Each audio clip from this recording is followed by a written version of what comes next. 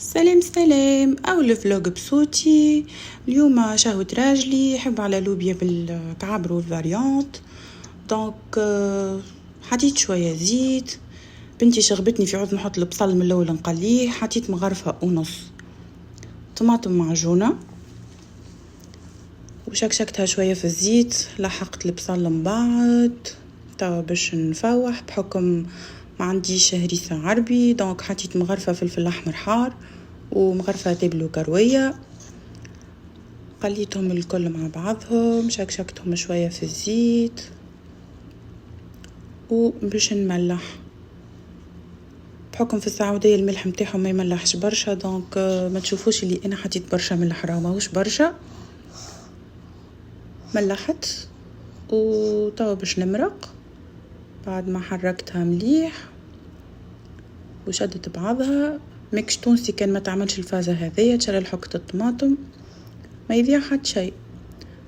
دونك مرقتها وباش نكمل نمرقها ونغطي عليها الطيب. لهنا انتر طون انا شديت الفاريانت، غسلتها بالماء سخون وخليتها تتنفخ باش تنقص شويه من الملوحيه متاعها. هنا الكعبر متاعي انا ديجا ما نحطهمش ما نقليهمش من الاول، نرميهم من بعد في وسط الصوص كي الصوص تبدا الطيب. لهنا فوحتهم بملح فلفل اكحل شويه نعناع شايح.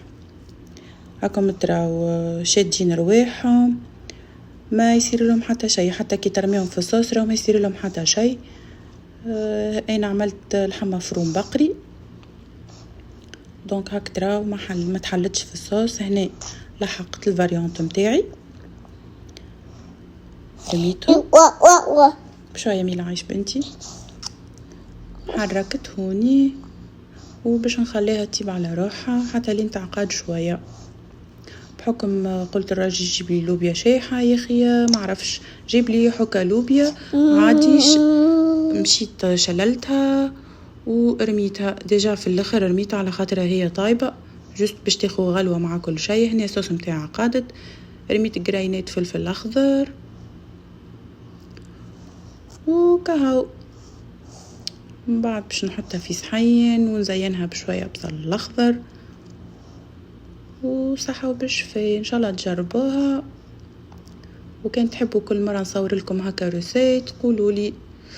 ابروبو الكوجينه راه ماهيش قران، وكل واحد يطيب كيما تعلم وكيما كيفاش تربى. هنا حطيتها في الصحن، زينتها بشويه بصل الاخضر بحكم ما عنديش معدنوس وجيت بنا حتى ميلا قال لكم هايكا بنينه. ان شاء الله تجربوها. سلام.